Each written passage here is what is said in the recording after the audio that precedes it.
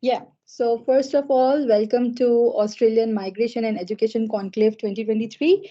My name is Hina. I am a qualified education counselor, and today we are going to discuss education and teaching occupations, courses, and its PR pathways. PR pathways will be discussed later with Mr. Navjot Singh, who is the registered migration agent. Before starting about teaching products, like teaching courses and stuff, I would like to explain you what is Aussizz providing to you. So we are kind of one-stop shop from the very start, from the education and migration. Our service is not limited that only. We have further services available that includes health insurances, CCL tutorials, IELTS and PTE tutorials, and professional year program. And also, we have a very good, very multitasking application going on. The name is 𝐬𝐴𝐺𝐿. If you want to see your occupation and the requirements and the options, how you can get, how you can start, how you can see the skill assessment requirement or assessment authorities, you can just log on to that application, type your occupation, and you'll find all the available information for your occupation. So before we start this, I would like to explain you why is teaching very important. So teachers are kind of second parents to us. The teachers play a very big role into our well-being overall, and they are second parents to us, and they are our life gurus. So even though if you want to become a teacher, it's a big responsibility because you are going to be a role model or a mentor for a person, and then they will follow your footstep, whatever you are doing or whatever you are teaching, right? But besides of that responsibility, it also provides a very good career opportunities to the people who are studying or being a teacher in Australia. I'll tell you from the start how it works and what are the differences. There are two different occupations for these. One is becoming a child care education person, that is educator, and the other one is the teaching teacher. So the difference between these two, I would say, is a teacher is a person with highly qualified license, that they have a teaching license to teach the people, whereas the educators, they are there to help and support children. If they are in young age, they want to have a sort of help. How this work in Australia is, I'll tell you. So it starts with certificate 3 and diploma of early childhood education and care, where you actually learn to know what is the basic requirements to become an educator, not a teacher, an educator, because there you learn how to work in that children workplace, and also what are the work ethics, what are the code of conduct for the people, what are the child protection laws and everything. So you are actually learning how to work with children. But then later on, once you qualify for the educator, you can also study Bachelor of Early Childhood Education. That is 4-year duration course. Or if you have studied a diploma program, you can have a credit approved in your qualification, and then you can reduce that duration to up to 2 to 3 years. So in Bachelor of Early Childhood Education teacher, you actually learn how to become a teacher for early childhood students. Okay, the child teaching course itself is derived with two different occupations that are in the PR list. I think Navjot will explain it more detail. I'll just tell you the briefly. One is secondary, one is early childhood and primary. So first we will discuss about primary, and then forward to that we will discuss secondary as well. So starting with certificate 3 and then diploma. Certificate 3 and diploma are total 2 years program, and the course duration, course fees is approximately 15,000 to 20,000. Then we come to a bachelor program. Bachelor program is total 4 years program if you study without a diploma or certificate program. And then you have to study this total 4 years. You get to learn how to work with children. You also get to know about how to teach children. And then there is also placement included, where you learn with working in the community within the teachers and your heads. And after that, further, you can study a graduate diploma of early childhood education course that is 27 to 35,000 dollars. Sometimes it is available with some scholarships as well, so less than 27, but it depends case to case. And this is 1 year duration only. So the people who are from different background, for example, you have completed a bachelor of IT or a bachelor of accounting or bachelor of something else, and you want to pursue this career and become a teacher, you can study this course, graduate diploma of early childhood education, and then in 1 year time you can qualify to apply for the teaching license as well, because this course includes 90 days or 80 days of placement, which is actually required or mandatory for the skill assessment. The skill assessment requirement will be shortly provided by Navjot in detail. So you can stay with us. And the last one is, of course, Masters of Teaching course. Masters of Teaching course has some specific requirements, some English requirements as well. I'll go into detail in the next slide. But yeah, this course is also available, and the course duration is 2 years. So starting with diploma is 2 years program, then bachelor is 4 years program. If you are not having any credit in your qualification, or if you apply with credits, it is 2 plus 2, so diploma plus bachelor's. Graduate diploma is 1 year duration, and master's is 2 years duration. I hope I'm clear. I'm not very fast. Okay. Now, there are other qualifications, as I said in the previous slide, that it is not limited to early childhood education only. There are other options as well, like secondary education and specialized education and speech and hearing education. So this is all written here. So Bachelor of Secondary Education is 1.5 to 208 weeks. That is 4 years in total.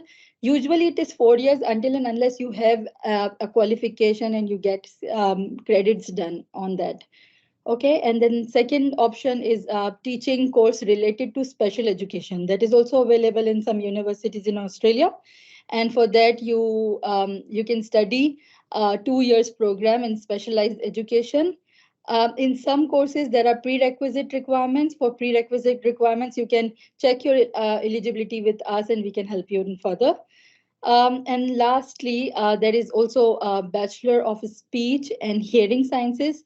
Sometimes student with special requirements, they also want you to, explain them how to do that and all. So there are specific, I would say, faculty is there to teach those students. So these two are special education and speech and hearing sciences.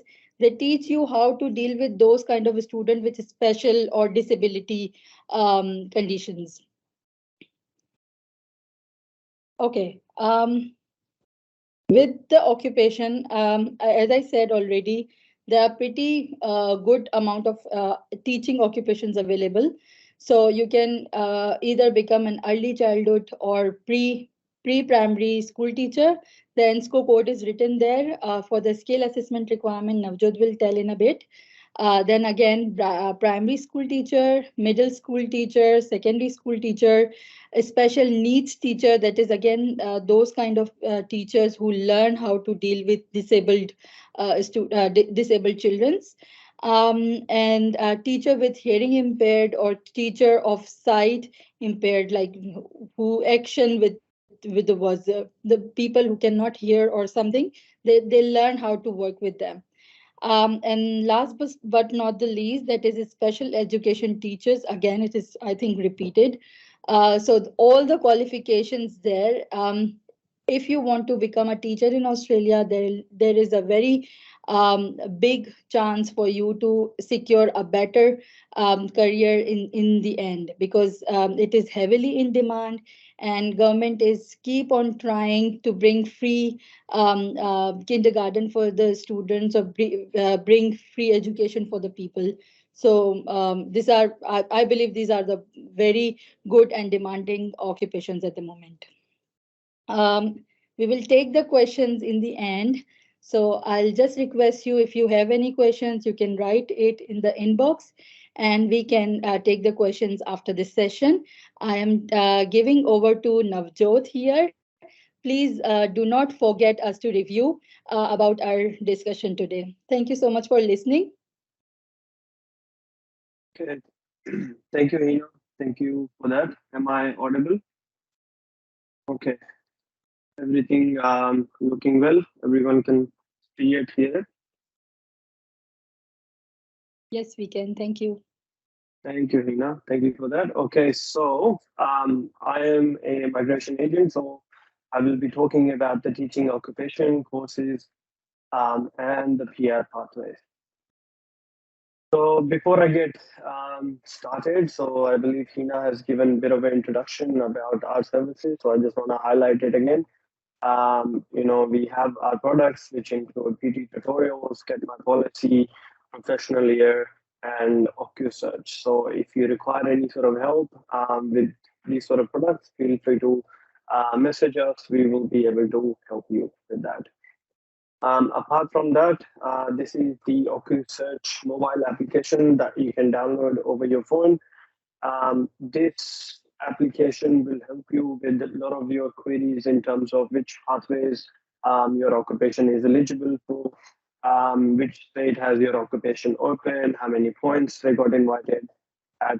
So there is a lot of lot of information which is in our application. So feel free to check it out. It will give you a lot of information. It will help you out in your PR pathway. Um, yeah. So, okay, so before we get started, there's me. So about me, I am Navjot Singh. I have been in this migration industry for over 5 years. I have been with Aussizz Group since February 2021. I have been in Australia since 2009, and I am also a part-time student studying Bachelor's of Law. So, yep, of course, I am a registered migration agent, and you can see my contact details. So, if you require any sort of help, or maybe if you want me to go over your application or your profile in detail, you can always give me a call, shoot me an email, and we'll be more than happy to help you there. So, let's get started. Um, okay. So topics to be covered. Hina has also already gone through some of the education or the qualifications that you wish, if you wish to study. But I will just go over a bit of details about what would be the PR options. So first we will differentiate which are the occupations available in the medium to long-term list, short-term list. We will go through the skill assessment process. We will go through what are the visa options which are applicable to you, or for other states sponsorship requirements, or anything that we need to be covered. Okay, so before we get even into the more detail, I want to say about teaching. So why would someone go into teaching? I would say personally, I see this as a very rewarding career. You are able to make positive impact to help students to develop and learn in their early stages. You're able to influence, our Australian future generations and be a role model for them. This studies or this occupation also allows you to embrace a balanced lifestyle, which includes guaranteed school holidays and spending time with your own children, if you have them, of course. Um, so, of course, the base salary for Victoria starts around 75,000 per annum. So this could also be one of these Another good incentive if you would like to start studying teaching. I would say I am sold on the school holidays because we get a lot of holidays in Australia anyway, so who wouldn't mind that, right? Okay, so what are the available visa options? There's two types of visa options which would be available to you if you would like to study this course or if you would like to apply for your permanent residency through this course. One would be through general skilled migration, which includes 189, 190, and a subclass 491. Other one would be a employer sponsorship visas, which would be 482, subclass 186, which is a permanent visa, and a subclass 494, which is also an employer sponsorship visa. However, it has a pathway to permanent residency for 191. Okay, so in terms of what are the occupations which are available in the medium to long term list, these occupations include early childhood teaching, secondary school teaching, special needs teacher, teachers of hearing impaired, teachers of sight impaired, and special education teachers. So the occupations or these occupations would slightly have a, I wouldn't say competent edge, but slightly more visa options for them because they're studied or because their occupation is in the medium to long term list compared to people who would have an occupation in the short term list. So when we talk about short-term list occupations would include primary school teacher, middle school teacher, art teacher, or a dance teacher. If you are a dance teacher, this would also be a possible pathway for you. Remember that with medium to long-term list or short-term list, the main difference between them is the medium to long-term list. You are able to avail 189 and you're able to get 186 direct entry. However, with the short-term list, you can only avail visas which are related to state sponsorship, or now once the 1st of July hits, there will be a permanent visa pathways for them through the employer sponsorships as well, effective from 1st of July 2023. Okay, so skill assessment. So the most important requirement for the whole of your PR process all would be the skill assessment. Now, I would get into the skill assessment, which is done through AITSL first, and then I will get into the other details. So basically, this assessing authority has two main requirements. The first requirement would be qualification. Second requirement would be the English proficiency. You require both of them. You require to satisfy both of the requirements in order to get a successful outcome. Fees for this one is around $1,050 at the moment, and the processing time for this application would take anywhere between 6 to 8 weeks. Okay, so the criteria one for the AITSL skill assessment, which is the qualification requirement. So you must have completed minimum of 4 years of full-time study, which is a higher education study when you're applying for this skill assessment. Now, of course, some of your study can be overseas as well. For example, that you have done bachelor's degree in your country and you can come here and then you are able to do either a graduate diploma in early childhood teaching or even master's in the relevant field that you want to go. So remember that your overseas study also counts in this qualification criteria. What you do need to keep in mind is from your 4 years of study, you need to have at least 1 year of full-time relevant teaching study. So if you want your occupation to be in the early childhood teaching, you require at least 1 year of full-time relevant study in the early childhood teaching. Along with the 1 year study, you also require 45 days of supervised teaching practice with the students.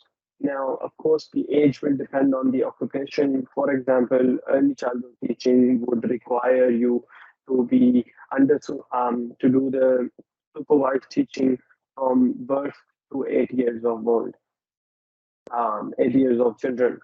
Other requirement, or wouldn't say other requirement, but a plus on for people who would require, who would want to contribute other qualifications in their 4 years of study. Remember that you must be able to show that your other study, which would be advanced diploma or associate degree, they need to be AQF level 6 or higher. The way this would normally work is, for example, you have done associate degree in business, and then further you would like to do bachelor's of business, and you've got some credits from your associate degree to bachelor's degree, and then further you would like to study your teaching occupation. So this is where that qualification would come in, because the 4 years of qualification must be at least a bachelor's above. Um, of course, no incomplete qualifications would be considered. So if you've done 6 months of course in a other university and you were not able to complete it, that course or that subjects will not be considered in your 4 years of higher education. Criteria 2 requires, it talks about English language proficiency. So there's two options how you can get a positive assessment through this criteria. The first option being English requirements. So if you have studied at least 4 years of full-time study or part-time equivalent in a higher education university, in Australia, New Zealand, or Canada, or other English-speaking country, you will be able to waive the other option, or basically get a waiver for the English language proficiency. So an ideal situation would be that you studied a bachelor's of early childhood teaching, which was 4 years of higher education. You will be able to meet that English requirement. Or, as I said in my previous example, you have done an associate degree in business, and now you've done a bachelor's degree in business, and then further you have done a graduate diploma in early childhood teaching, or maybe a master's in the relevant occupation or relevant qualification that you like to go further. So that's how you would meet that option 1. Otherwise, you can avail the option 2, which would be sitting an IELTS exam. Remember that it must be within 24 months before you would have applied for your skill assessment. It requires you to have reading and writing 7.7 and speaking and listening 8.8 in academic score only. There is no in this sort of assessment, you may not be able to provide a resit on that particular exam. However, there could be changes in the skill assessment criteria. If they do, we will be able to update you regarding that. Now, next thing would be through vet assess. So, of course, AITSL is another occupation assessing authority, and vet assess is a different assessing authority, which also looks into some of the teaching occupations, with, for example, dance teacher or a art teacher.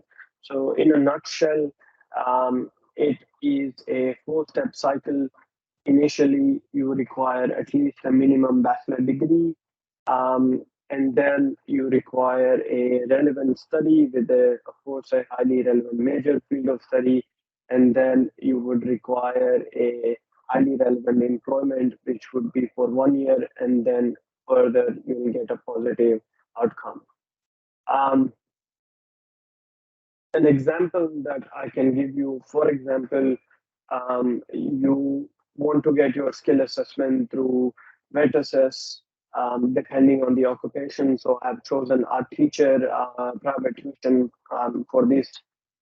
particular example. So remember that education and employment both must be assessed positively for you to get a positive skill assessment.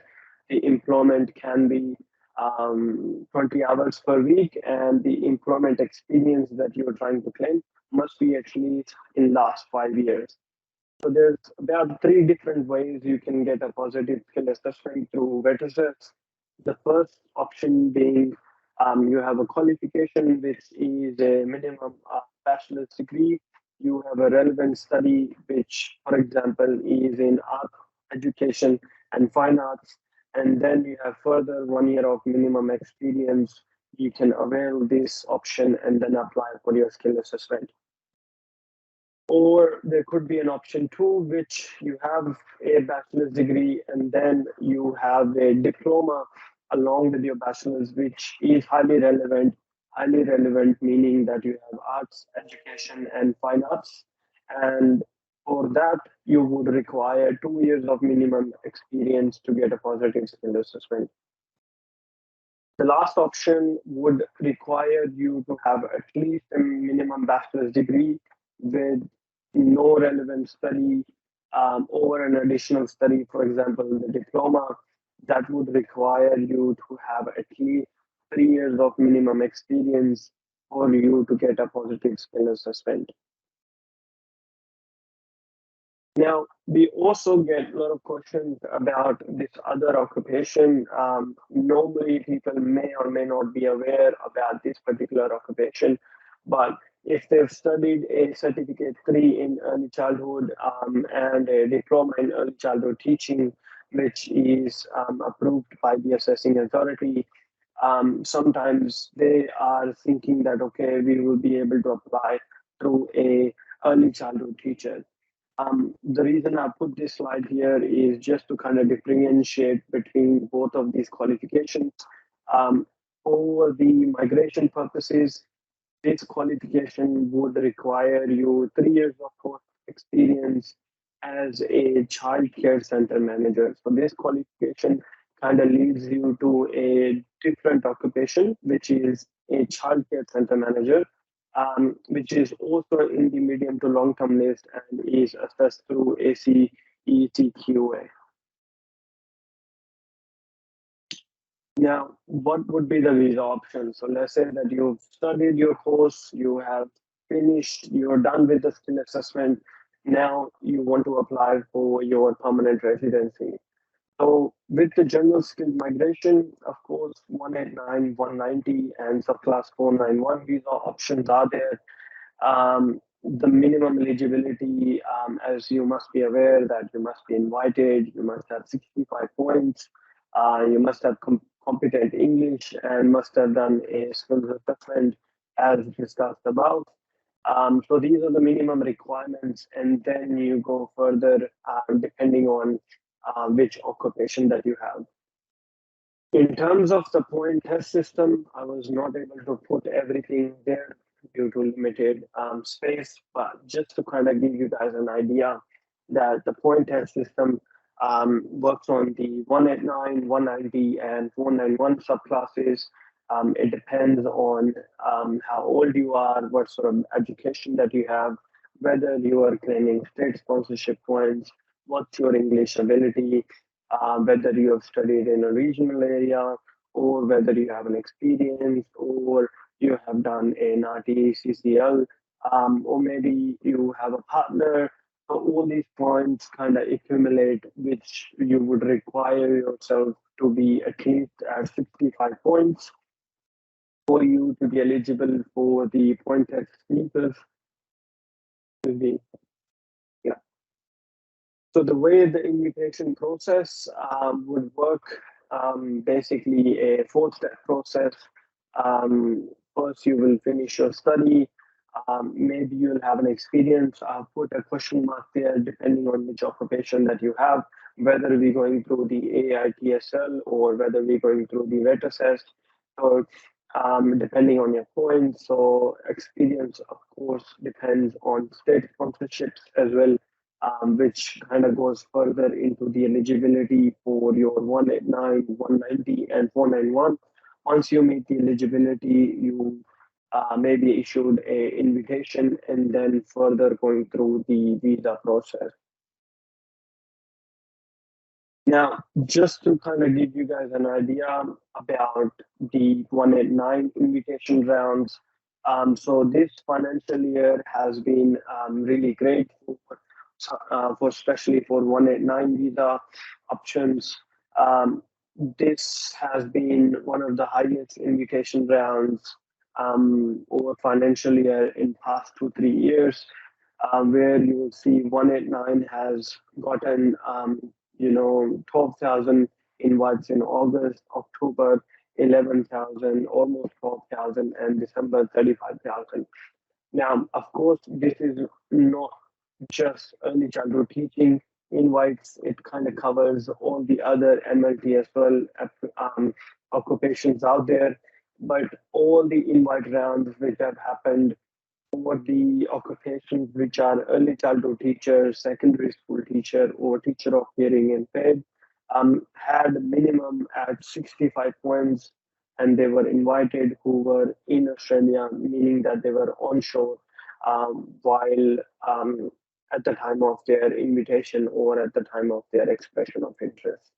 So the point test is basically the minimum that you must require, the minimum points for you to be eligible for that visa, and then you will be able to get your positive, invitation or a positive response from the department. Moving on to 190 invitation round. So of course, this 190 invitation round for this financial year has been great as well. There were a lot of seats available, especially for Victoria. Victoria has issued over 12,780 invites so far for the for all occupations which were eligible for Victoria. For Victoria, early childhood teaching occupations or secondary school teaching or teachers of hearing impaired all got invites. Remember that I put minimum 189 points. If you had, let's say that you had 60 points, the 5 points would be added through the state sponsorship. So 60 plus 5, 60 plus 5 was also acceptable with a lot of states that we have received positive outcomes for. For example, Victoria, personally, we've done New South Wales. So we had a lot of positive responses, even with the lowest score, meaning that the points would matter about how much supply or demand is in particular occupation. Because there's a lot of demand in these particular occupations, everyone was basically picked fairly quickly. Moving forward from 190, I will only talk about state nomination for Victoria. Reason for that is, of course, all the financial year or this year financial year is about to close. New financial year will come after 1st of July. So the new criteria will come after 1st of July as well. This is just to kind of give you a rough idea about how this financial year went.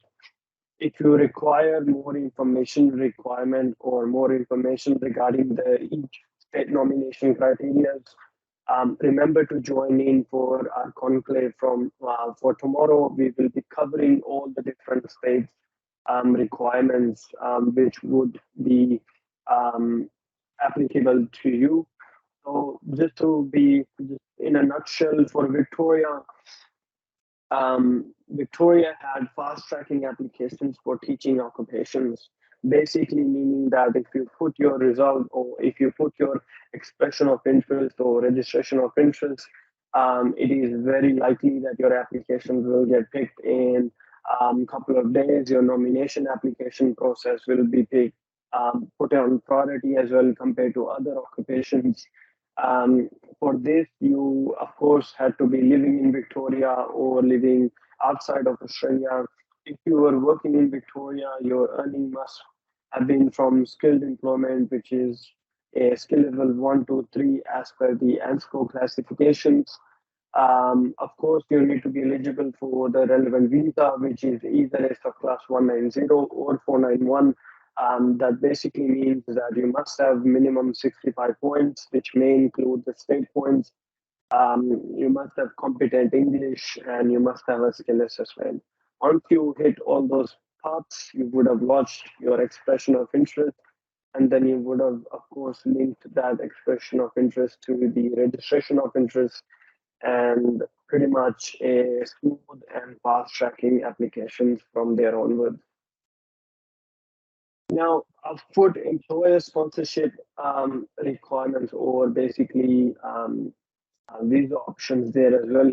Of course, all the MLT as well, occupation list or the short-term occupation list occupations which are available, which I've discussed so far, would be able to avail the 482, subclass 186, or subclass 494 visa options. For us to go into detail about the particular visa options, I would encourage you guys to join us again with our conclave. They'll be able to help you more in the criteria about your particular occupation. But just in a nutshell, the subclass 482 requires you at least 2 years of experience in your particular occupation, which is a temporary visa. The temporary visa would have a pathway to 186 visa, where you would require to be working with your employer for 3 years. That's when you are transitioning through 482 to 186. Remember that this was the eligibility criteria before. However, from 1st of July, there are a lot of changes which are happening in regards to 482, leading to 186 transition visas, where before you required 3 years of experience, now you may only require 2 years of experience. The occupations which are available in the short-term list may also be able to apply for a 186 transition stream, which was not the case before. And last but not least, subclass 494, which would have a leading pathway to subclass 191, which is a permanent visa. So if 189, 190 is not a available option, maybe that you may not be able to get a skill the skill assessment for your particular occupation. For example, you have studied something related to special needs teacher, and you're not able to meet the 4 years of higher education. You may choose to go through a 482, transitioning to 186 employer sponsorship pathway. Of course, if you require more details, we'll be able to help you with that.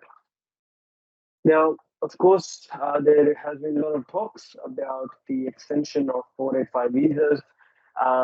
So more information will be available after 1st of July 2023. Just in a nutshell, for people who would be applying for a post-study workstream visas, if they've done a bachelor's degree before, it used to be a 2 years of visa. Now they will be able to avail 4 years of visa.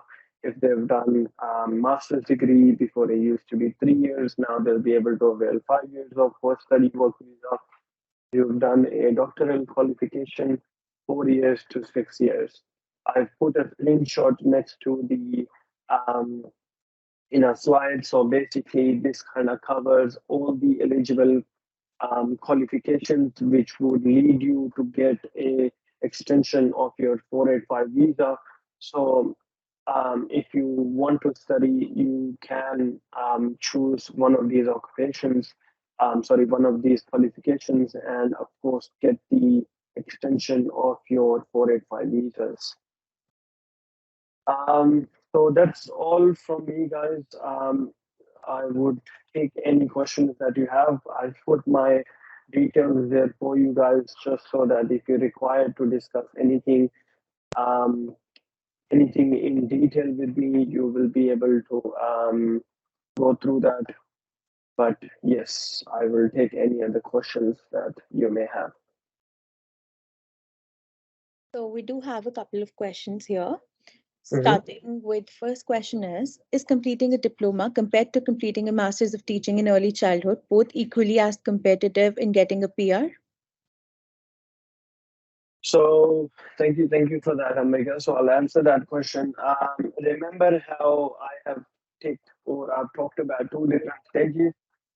Um, the diploma course, I'm assuming that it's a diploma of early childhood teaching, or maybe it's a graduate diploma in early childhood teaching. I'm not sure, but I'll cover all the aspects. So if it's a diploma of early childhood occupation or the qualification, remember that you will only be able to avail the child care center manager occupation, which requires you 3 years of post qualification experience. If a graduate diploma in early childhood education or a master's of early childhood teaching, at the end of the day, it does not make any difference which may quicker your pathway. Of course, both of them require you to go through a same assessing authority, which is the AITSL. So with that one, what you will need to keep in mind is, okay, do you have 4 years of higher education? Or, okay, if you've done a master's degree, then, okay, are you able to are you able to meet the English requirement, which is a 7788 in IELTS, or whether you require, or whether you will be able to avail the 4 years of higher education. So, in terms of whether a graduate diploma or a master's of education, whichever is the easiest pathway, that's not the way it would be. However, it would more go. It's more to do with how you will get a skill assessment through that particular occupation. Hope I answered that question. So we also have one more question here. Can we do a graduate diploma in education after completing a bachelor and a bachelor of science, or would we have to go for a master's of teaching course? So if you've done, for example, I'll take it two ways. So if you've done bachelor's of science, for example, overseas in your country, and you wish to study graduate diploma in early childhood teaching, you can do that. That's not a problem at all. You can go through graduate diploma in early childhood teaching. You also may wish to study master's course as well. That's not a problem. Either way, for both of them, if your bachelor's is overseas, then you'll need to meet the English requirement, which will be IELTS option, which is the option two. Otherwise, another alternative, for example, let's say that you have done bachelor's of arts or bachelor's of IT or any other qualification in Australia. You have done 3 years of bachelor's degree in Australia, and now you wish to study graduate diploma in early childhood teaching in Australia, then you will be able to meet the 4 years of higher education study because of your bachelor's plus your graduate diploma, and you would also be able to meet your um, English requirement because you've studied your bachelor's degree in Australia and you've also studied your graduate diploma in Australia. Hope that answers that question. Yeah.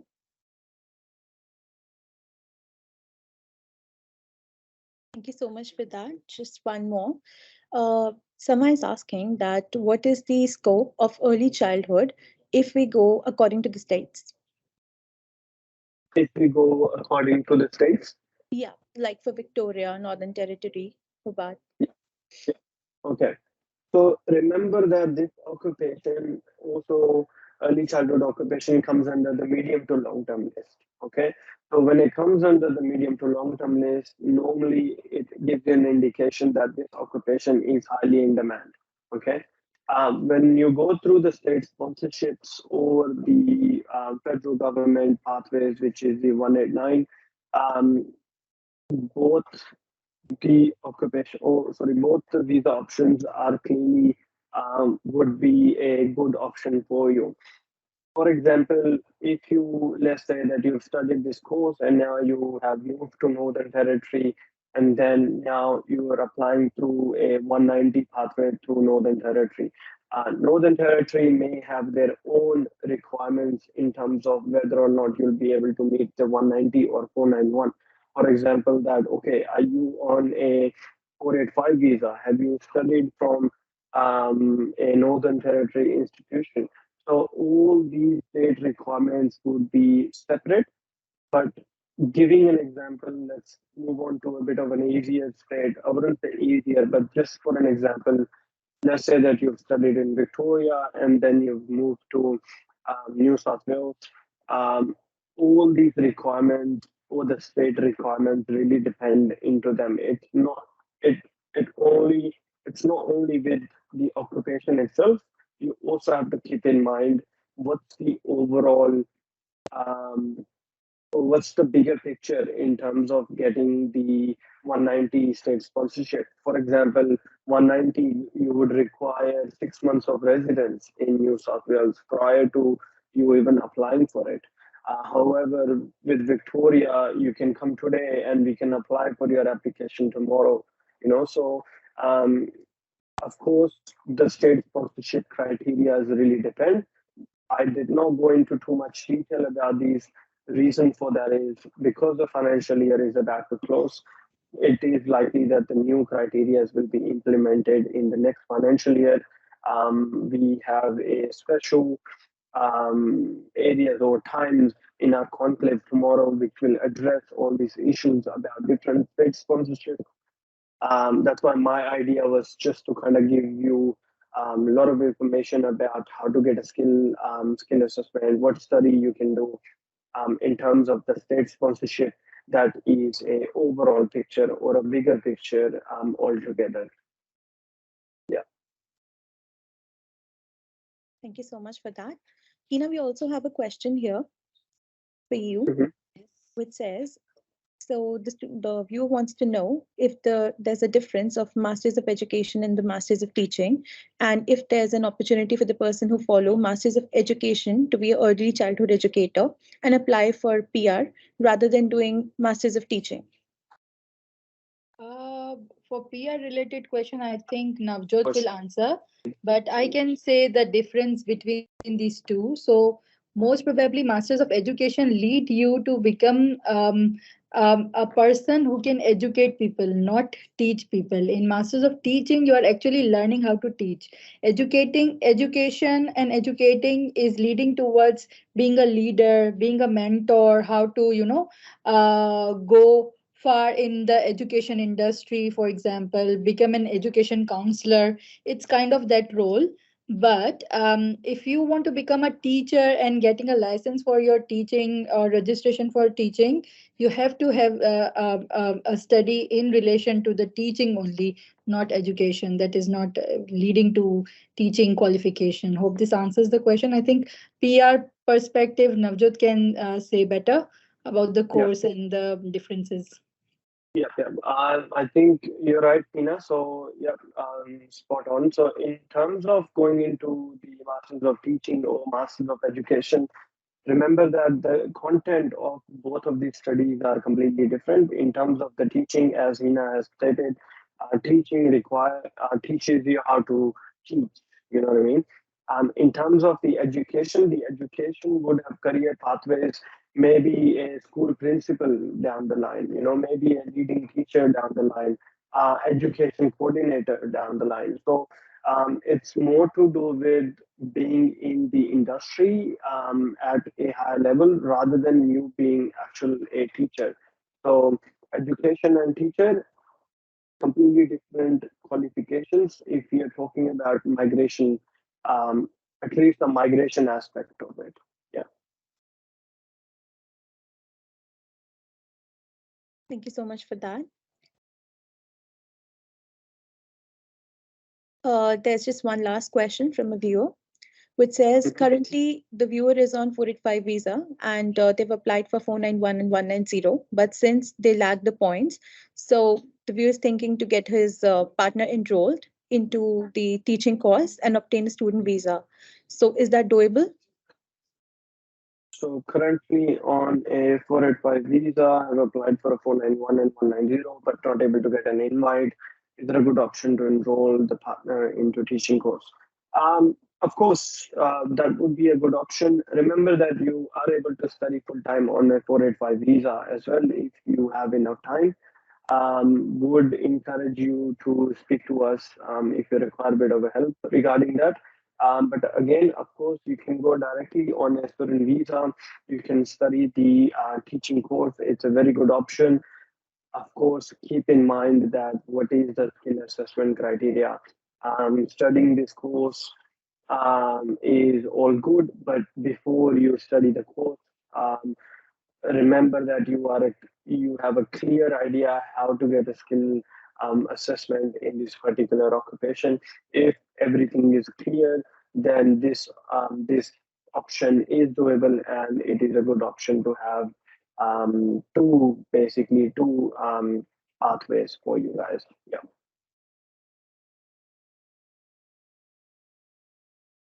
Thank you so much. So there's another one question from our guest, which is she's studying Masters of Teaching in Australia. So does she require to have a license after the completion of her qualifications to work as a teacher while launching EOI as far PR visa application is concerned? Yeah. So it really depends on the state criteria technically. With the 189, I have not seen that it is a part of a concern, to be honest. With a subclass 190, we did have, not in last financial year, however, the financial year before, if you, for example, you have studied this course in Victoria, you are applying to a Victorian EOI process, Victorian department, they were asking about your registration with the VIT, Victorian Education or Institute of Teaching.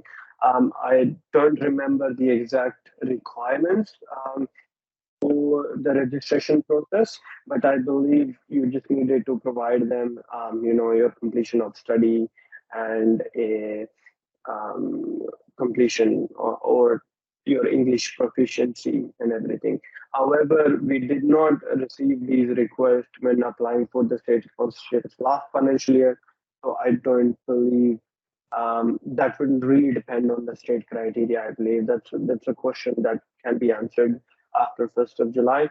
But as far as I can see, for 189, it shouldn't be a concern, and for 190, it was not a concern last financial year, but maybe it will be. I'm not sure. Of course, keeping in mind you require a working with children check, and the registration will be through your particular state where you're intending to work. I'm just giving an example for Victoria, but if you're intending to work to New South Wales, then you need to check the registration requirements from New South Wales. Mhm. Thank you so much. So thank you so much, Navjot and Hina, for taking us through the whole session. It's been really great. And I would request the rest of the viewers to join the other sessions that are going to just take place now by maybe 3:30. And the rest of the questions which are unanswered will be answered shortly after the session. Thank you so much for joining in. Thank you, guys. Thank you, everyone, for joining. Thank you, Hina. Thank you, Ambika. Thank you so much, everyone. Thanks.